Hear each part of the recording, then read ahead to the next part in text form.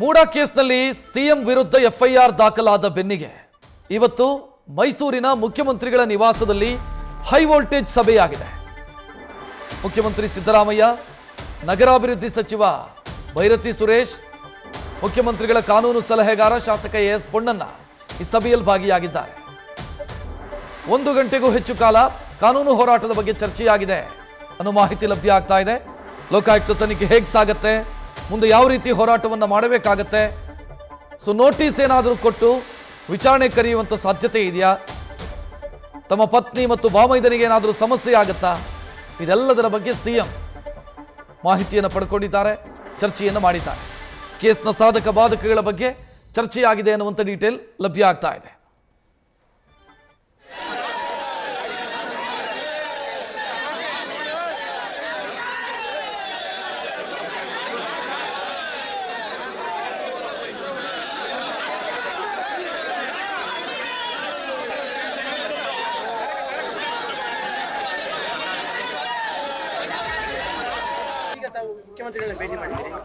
ಇಲ್ಲ ಮುಖ್ಯಮಂತ್ರಿಗಳನ್ನ ಭೇಟಿ ಮಾಡಿದ್ದು ನಾನು ಪೊನ್ನಣ್ಣ ಕೂರ್ಗೂ ಹೋಗ್ತಾ ಇದ್ದೀವಿ. ಹೋಗೋವಾಗ ಸಾಹೇಬ್ ಇಲ್ಲಿ ಅವ್ರ ಅಂತೇಳಿ ಸುಮ್ಮನೆ ಕ್ಯಾಶುವಲ್ ತಿಂಡಿ ತಿನ್ಕೊಂಡು ಹೋಗ್ತಾ ಇದ್ದೀವಿ ಅಷ್ಟೇ. ಈ ವಿಚಾರ ಎಲೆಕ್ಷನ್ ಸೋಮವಾರ ಎಲೆಕ್ಷನ್ಸ್ ಇತ್ತು ಕೂರ್ಗಲ್ಲಿ, ಅದಕ್ಕೆ ಪೊನ್ನಣ್ಣ ಹಂಗೆ ನಾನು ಹೋಗಿ ಬರೋಣ. ಏನಾಯ್ತು? ಯಾರು MLA ರೀ ಪೊನ್ನಣ್ಣ ಅಲ್ಲಿ?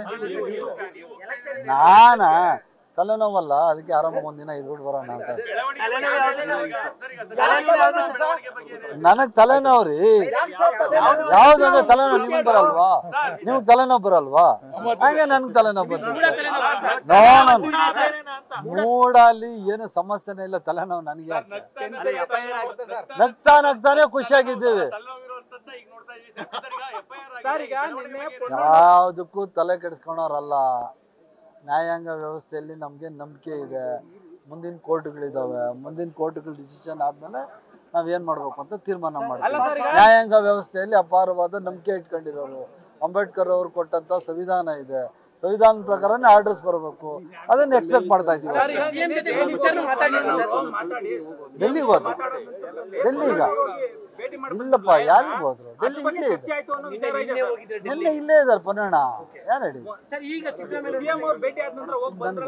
ಪೊನ್ನಣ್ಣ ಇಲ್ಲೇ ಇದ್ದಾರೆ. ಎಲ್ಲಿ?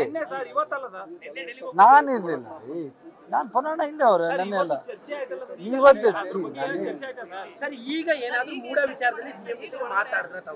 ಏನ್ ಚರ್ಚೆನೂ ಆಗಿಲ್ಲ. ಮೂಡಾ ವಿಚಾರ ಏನೂ ಚರ್ಚೆ ಆಗಿಲ್ಲ. ಕೋರ್ಟ್ಗೆ ಹೋಗ್ಬೇಕು ಏನು ಅಂತ ಹೇಳಿ ಸಾಹೇಬ್ರು ಸೋಮವಾರ ಬೆಂಗಳೂರು ಬಂದ್ಮೇಲೆ ತೀರ್ಮಾನ ಮಾಡ್ತೀವಿ. ಇಲ್ಲ, ಯಾವ ಟೆನ್ಷನ್, ಇದೆಲ್ಲ ಎಕ್ಸ್ಪೆಕ್ಟೆಡ್ ಅಲ್ವಾ?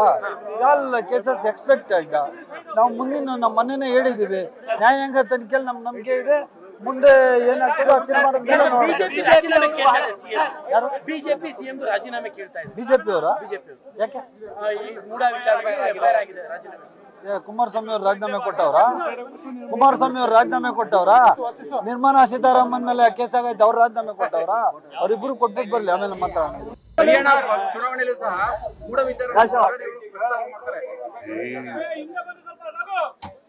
ಅವರ ಪಾರ್ಟಿನಲ್ಲಿ ಬಹಳಷ್ಟು ಜನ ಭ್ರಷ್ಟಾಚಾರಿಗಳಿದ್ದಾರೆ. ಅದ್ರ ಬಗ್ಗೆ ಮೊದಲು ಶುರು ಮಾಡಲಿ.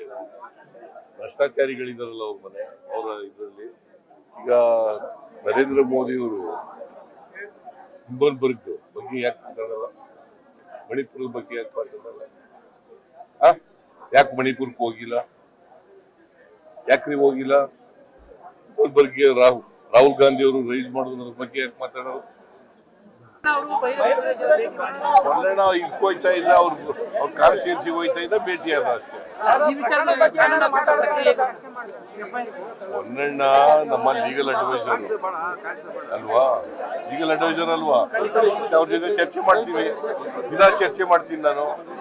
ಮೊನ್ನೆಣ್ಣ ವಿಶೇಷವಾಗಿ ಬಂದಿಲ್ಲ. Everyday is discussing with me. ನಾನು ಮೈಸೂರಿನಲ್ಲಿ ಇತ್ತಲ್ಲ, ಹಂಗೆ ಅವ್ರ ಕಾನ್ಸ್ಟಿಟ್ಯೂನ್ಸಿಗೆ ಹೋಯ್ತೆ.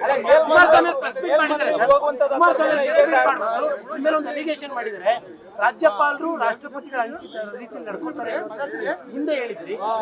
ರಾಷ್ಟ್ರಪತಿಗಳು ರಾಜ್ಯಪಾಲರು ನಡ್ಕೊಳ್ತಾರೆ, ಈಗ ಉಲ್ಟಾ ಹೇಳ್ತಾ ಇದ್ದಾರೆ. ಇದು ಡಬಲ್ ಸ್ಟ್ಯಾಂಡರ್ಡ್. ಏನು ಏನ್ ಹೇಳ್ತೀರಾ? ರಾಜ್ಯಪಾಲರು ರಾಷ್ಟ್ರಪತಿ ಹೇಳಿದ ರೀತಿಯಲ್ಲಿ ನಡ್ಕೊಳ್ತಾರೆ. ರಾಜ್ಯಪಾಲರು ನ್ಯೂಸ್ ಫಸ್ಟ್ ನಿರ್ಭೀತಿಯಿಂದ ನಿಮ್ಮ ಪರವಾಗಿ.